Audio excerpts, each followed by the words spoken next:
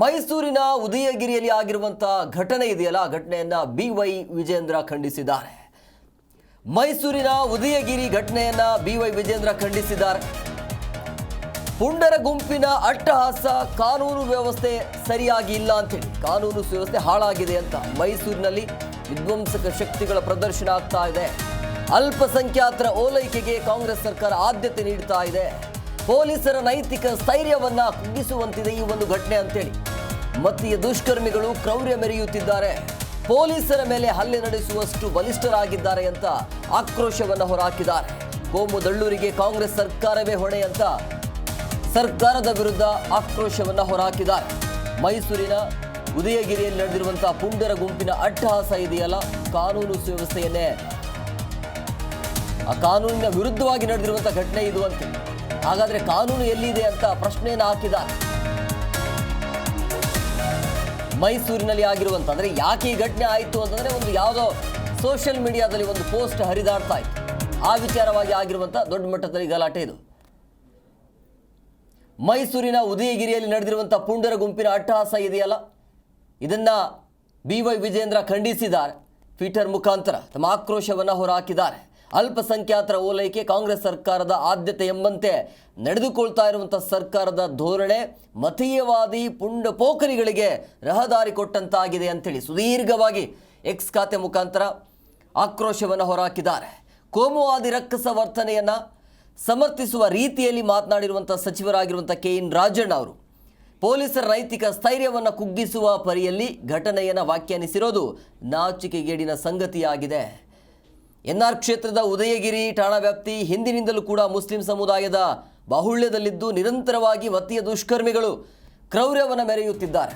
ಪೊಲೀಸರ ಮೇಲೆ ಹಲ್ಲೆ ನಡೆಸುವಷ್ಟು ಬಲಿಷ್ಠರಾಗಿದ್ದಾರೆ ಅಂತೇಳಿ ನೋಡ್ತಾ ಇದ್ರಿ, ಸ್ಕ್ರೀನಲ್ಲಿ ಕೂಡ ನೀವು ಗಮನಿಸ್ತಾ ಇದ್ರಿ ಯಾವ ರೀತಿಯಾಗಿ ಟ್ವಿಟರ್ ಮುಖಾಂತರ ಆಕ್ರೋಶವನ್ನು ಹೊರಹಾಕಿದ್ದಾರೆ ಅಂತೇಳಿ. ಹಿಂದೂ ಕಾರ್ಯಕರ್ತರ ಸರಣಿ ಕೊಲೆಗಳು ಈ ವ್ಯಾಪ್ತಿಯಲ್ಲಿ ಈ ಹಿಂದೆಯೂ ಕೂಡ ನಡೆದಿದೆ. ಇಷ್ಟಾಗಿಯೂ ಈ ವ್ಯಾಪ್ತಿಯಲ್ಲಿ ಕಾನೂನು ಸುವ್ಯವಸ್ಥೆಯನ್ನು ನಿಯಂತ್ರಿಸುವ ಯಾವ ಕ್ರಮವನ್ನು ಕಾಂಗ್ರೆಸ್ ಸರ್ಕಾರ ಕೈಗೊಂಡಿಲ್ಲ.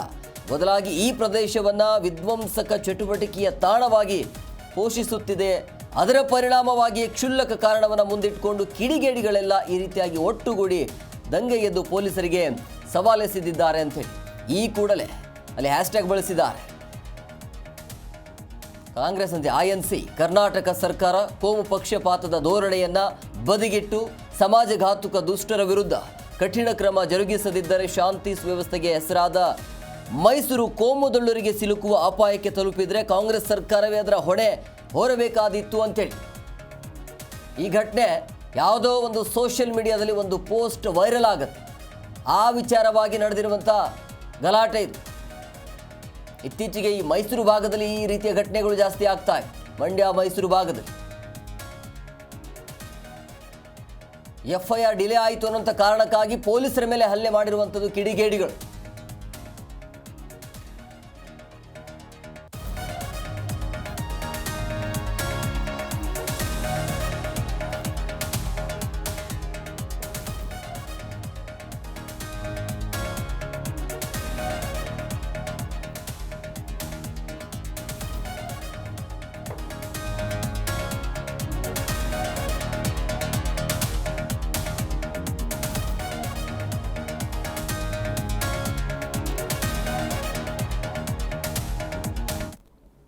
ಈ ಬಗ್ಗೆ ಮತ್ತಷ್ಟು ಮಾಹಿತಿ ನೀಡ್ತಾರೆ ನಮ್ಮ ಪ್ರತಿನಿಧಿ ಜನಾರ್ದನ್ ಹೆಬ್ಬಾರ್ ಫೋನ್ ಸಂಪರ್ಕದಲ್ಲಿದ್ದಾರೆ. ಜನಾರ್ದನ್ ಹೆಬ್ಬಾರ್, ಈಗ BJP ಈ ಘಟನೆಯನ್ನು ಖಂಡಿಸ್ತಾ ಇದೆ, ಬಟ್ ಪ್ರಮುಖವಾಗಿ ಯಾವ ಕಾರಣಕ್ಕಾಗಿ ಗಲಾಟೆ ಆಯಿತು, ಬಟ್ ಈಗ ಈ ಘಟನೆಗೆ ಸಂಬಂಧಪಟ್ಟಂತೆ ಎಷ್ಟು ಜನರ ಬಂಧನ ಆಗಿದೆ, ಏನಿದೆ ಇದ್ರ ಬಗ್ಗೆ ಮತ್ತಷ್ಟು ಅಪ್ಡೇಟ್ಸ್?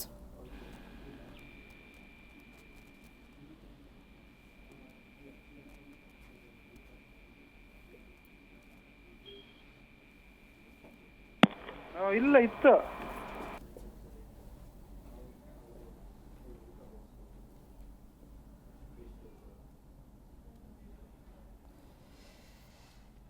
ಮೈಸೂರಿನಲ್ಲಿ ಆಗಿರುವಂಥ ಘಟನೆ ಇದೆಯಲ್ಲ, ಮೈಸೂರಿನ ಉದಯಗಿರಿ ಘಟನೆಯನ್ನು BY ವಿಜೇಂದ್ರ ಖಂಡಿಸಿ ಸುದೀರ್ಘವಾಗಿ ತಮ್ಮ X ಖಾತೆಯಲ್ಲಿ ಆಕ್ರೋಶವನ್ನು ಹೊರಹಾಕಿದ್ದಾರೆ. ಪದೇ ಪದೇ ಈ ರೀತಿ ಘಟನೆ ಇತ್ತೀಚೆಗೆ ಕಾಂಗ್ರೆಸ್ ಸರ್ಕಾರ ಬಂದ ಮೇಲೆ ಈ ರೀತಿಯ ಘಟನೆಗಳು ಜಾಸ್ತಿ ಆಗ್ತಾ ಇವೆ ಅಂಥೇಳಿ ಆಕ್ರೋಶವನ್ನು ಹೊರಹಾಕಿರುವಂಥದ್ದು. ಪ್ರಮುಖವಾಗಿ ಇಲ್ಲಿ ಗುಂಡಗಳ ರಾಜ್ಯ ಆಗ್ತಾ ಇದೆ ಅಂತೇಳಿ ಬೇಸರವನ್ನು ಹೊರಹಾಕಿದ್ದಾರೆ. ಇಂಥ ಕಿಡಿಗೇಡಿಗಳ ವಿರುದ್ಧ ಕಠಿಣ ಕ್ರಮ ಆಗಬೇಕು, ಕಾನೂನು ಕ್ರಮವನ್ನು ಜರುಗಿಸಬೇಕು ಅಂತೇಳಿ.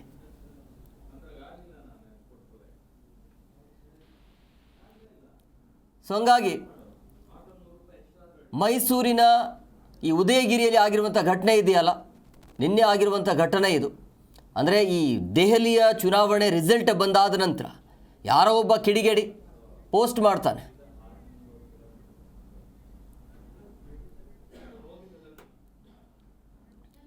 ಈ ಬಗ್ಗೆ ಮತ್ತಷ್ಟು ಮಾಹಿತಿ ನೀಡ್ತಾರೆ ನಮ್ಮ ಪ್ರತಿನಿಧಿ ಜನಾರ್ದನ್ ಹೆಬ್ಬಾರ್ ಫೋನ್ ಸಂಪರ್ಕದಲ್ಲಿದ್ದಾರೆ. ಜನಾರ್ದನ್ ಹೆಬ್ಬಾರ್, ಈಗ ಪದೇ ಪದೇ ಮೈಸೂರು ಭಾಗದಲ್ಲಿ ಇಂತಹ ಘಟನೆಗಳು ಜಾಸ್ತಿ ಆಗ್ತಾ ಇದೆ, ಶಾಂತಿ ಕದಡುವಂಥ ಕೆಲಸಗಳು ಕಿಡಿಗೇಡಿಗಳಿಂದ ಆಗ್ತಾ ಇದೆ.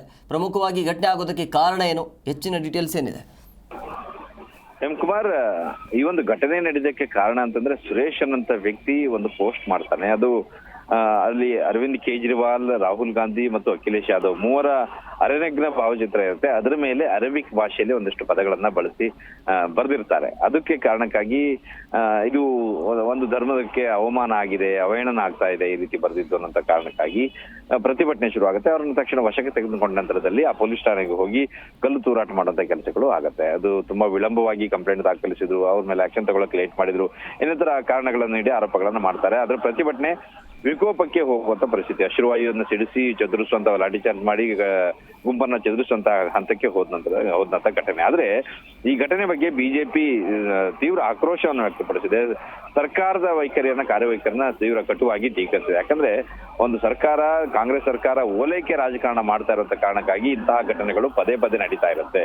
ಸುರೇಶ್ ಅನ್ನುವಂತ ವ್ಯಕ್ತಿಗೆ, ಆತ ಹಿಂದೂ ಆಗಿದ್ದ, ಆತನಿಗೆ ಅರೇಬಿಕ್ ಭಾಷೆ ಬರಲ್ಲ. ಯಾರೋ ಅರೇಬಿಕ್ ಭಾಷೆಯಲ್ಲಿ ಬರೆದು ಹಾಕಿರುವಂತ ಪೋಸ್ಟ್ ಅನ್ನ ಈತ ಫಾರ್ವರ್ಡ್ ಮಾಡಿದ್ದಷ್ಟೇ. ಮೂಲವಾಗಿ ಮಾಡಿದ್ದು ಮದ್ರಾಸಾದಲ್ಲಿ ಓದಂತವರೇ ಇದು ಘಟನೆ, ಈ ಒಂದು ಪೋಸ್ಟರ್ ಅನ್ನ ಮಾಡ್ಲಿಕ್ಕೆ ಸಾಧ್ಯ ಅನ್ನೋ ವಿಚಾರವನ್ನ ಬಿಜೆಪಿಯ ಕೆಲ ನಾಯಕರು, ಚಲವಾದಿ ನಾರಾಯಣಸ್ವಾಮಿ ಸೇರಿದಾಗೆ ಒಂದಷ್ಟು ಜನ ನಾಯಕರು ಹೇಳಿದ್ದಾರೆ. ಇದಕ್ಕೆ ವಿಜೇಂದ್ರ ಅವರು, ಸಿ.ಟಿ. ರವಿ ಅವರು, ಆರ್ ಅಶೋಕ್ ಅವರು ಎಲ್ಲರೂ ಕೂಡ ಇದರ ಬಗ್ಗೆ ಟೀಕಿಸಿ ಮಾತಾಡಿದ್ದಾರೆ. ರಾಜ್ಯ ಸರ್ಕಾರ ತಕ್ಷಣ ಇಂಥ ಘಟನೆ ಆದಾಗ ಕ್ರಮ ತೆಗೆದುಕೋಬೇಕು. ಅದು ಬಿಟ್ಟು ಅವ್ರ ಮೇಲೆ ಹಿಂದೆ ನಡೆದಂತ ಘಟನೆಗಳನ್ನು ಉದಾಹರಿಸಿ ಕೆಲವು ಕೇಸ್ಗಳಾದಾಗ, ಅದು ಗಂಭೀರ ಪ್ರಕರಣ ಇದ್ದು ಪೊಲೀಸ್ ಠಾಣೆ ಮೇಲೆ ಕಲ್ಲು ತೂರಾಟ, ಬೆಂಕಿ ಹಚ್ಚಿದಂತ ಪ್ರಕರಣ ಇದ್ದಾಗಲೂ ಸಹಿತ ಅವ್ರ ಮೇಲಿನ ಕೇಸನ್ನ ವಾಪಸ್ ತೆಗೆದುಕೊಳ್ಳುವಂತ ಕೆಲಸವನ್ನ ಈ ರಾಜ್ಯ ಸರ್ಕಾರ ಮಾಡಿದೆ. ಈ ಕಾರಣದಿಂದಾಗಿ ಅವರಿಗೆ ಒಂದು ರೀತಿಯಲ್ಲಿ ನಾವು ಏನೇ ಘಟನೆ ಮಾಡಿದ್ರು, ಗಲಭೆ ಮಾಡಿದ್ರು, ಕಲ್ಲು ತೂರಾಟ ಮಾಡಿದ್ರು, ಏನೇ ಮಾಡಿದ್ರು ಪ್ರಕರಣವನ್ನ ವಾಪಸ್ ತಗೊಳ್ತಾರೆ ಅನ್ನೋಂತ ನಂಬಿಕೆ ಈ ಸರ್ಕಾರದ ಮೇಲೆ ಅವ್ರಿಗೆ ಬಂದ್ಬಿಟ್ಟಿದೆ. ಆ ಕಾರಣಕ್ಕೆ ಪದೇ ಪದೇ ಇಂತಹ ಘಟನೆಯನ್ನ ಮಾಡ್ತಾರೆ. ಆರಂಭದಲ್ಲಿ ಕೇಸನ್ನೇ ದಾಖಲಿಸ್ಕೊಳ್ಳಲ್ಲ, ನಾವು ಏನೇ ಗಲಾಟೆ ಮಾಡಿದ್ರು. ಅಕಸ್ಮಾತ್ ಎಲ್ಲಾದ್ರೂ ಕೇಸ್ ದಾಖಲಾಗಿ ಅದು ಕೋರ್ಟಿಗೆ ಹೋಗುವಂತ ಸಂದರ್ಭ ಬಂದ್ರು ರಾಜ್ಯ ಸರ್ಕಾರವೇ ಕೇಸ್ ವಾಪಸ್ ತೆಗೆದುಕೊಳ್ಳುತ್ತೆ. ಓಲೈಕೆ ರಾಜಕಾರಣದಿಂದಾಗಿ ಇಷ್ಟರ ಮಟ್ಟಿಗೆ ಇಡೀ ರಾಜ್ಯದಲ್ಲಿ ಬೆಂಕಿ ಹಚ್ಚುವಂತ ಕೆಲಸಗಳು ನಡೀತಾ ಇದಾವೆ. ಪದೇ ಪದೇ ಈ ಘಟನೆ ನಡೆದಕ್ಕೆ ರಾಜ್ಯ ಸರ್ಕಾರದ ಕುಮ್ಮಕ್ಕೆ ಕಾರಣ ಅಂತೇಳಿ ಬಿಜೆಪಿ ತೀವ್ರವಾಗಿ ಆಕ್ರೋಶವನ್ನು ವ್ಯಕ್ತಪಡಿಸ್ತಾ ಇದೆ. ಅದನ್ನೇ ಸಚಿವರು ಕೂಡ ಸರ್ಕಾರದಲ್ಲಿ ಕೆಲವರು ಪೊಲೀಸರ ನಡೆಯನ್ನೇ ಖಂಡಿಸಿ ಪೊಲೀಸರದ್ದೇ ತಪ್ಪು ಅನ್ನೋ ರೀತಿಯಲ್ಲಿ ಮಾತಾಡ್ತಾ ಇದ್ದಾರೆ. ಇದು ಕೂಡ ರಾಜ್ಯ ಸರ್ಕಾರದ ದೊಡ್ಡ ವೈಫಲ್ಯ ಅಂತೇಳಿ ಬಿಜೆಪಿಯವರು ತೀವ್ರವಾಗಿ ರಾಜ್ಯ ಸರ್ಕಾರದ ವಿರುದ್ಧ ಟೀಕಾ ಪ್ರಹಾರವನ್ನ ನಡೆಸಿದ್ದಾರೆ. M Kumar, thank you Janardhan, ನಿಮ್ಮೆಲ್ಲ ಡೀಟೇಲ್ಸ್ಗಾಗಿ. ಜಿ ಕನ್ನಡ ನ್ಯೂಸ್ ಈಗ ನಿಮ್ಮ ಮನೆಯಲ್ಲೇ ನೋಡಿ, ಎಲ್ಲ ಕೇಬಲ್ಗಳಲ್ಲಿ ಈಗ ಲಭ್ಯ. ನಿಮ್ಮ ನೆಚ್ಚಿನ ಜಿ ಕನ್ನಡ ನ್ಯೂಸ್ ಈಗ ಸನ್ ಡೈರೆಕ್ಟ್ ನಲ್ಲಿ number 292, Tata Play number 1664, Jio TV number 1334, NXT digital number 30, in cable number 30, city networks 51, U digital number 162, GTPL number 17, Rockline telecommunications number 42, Shri Basaveshwara cable number 168, rural cable network 60, Vinayaka digital 57, Abhishek cable 821, city channel 53, Siddeshwara cable network 57, ವಿ4 digital infotech 628, Surya digital networks 53, Gajanan digital number 836, Malnad infotech private limited number 56, Metrocast number 830, victory digital number 167ರಲ್ಲಿ ನೋಡಿ ಆನಂದಿಸಿ.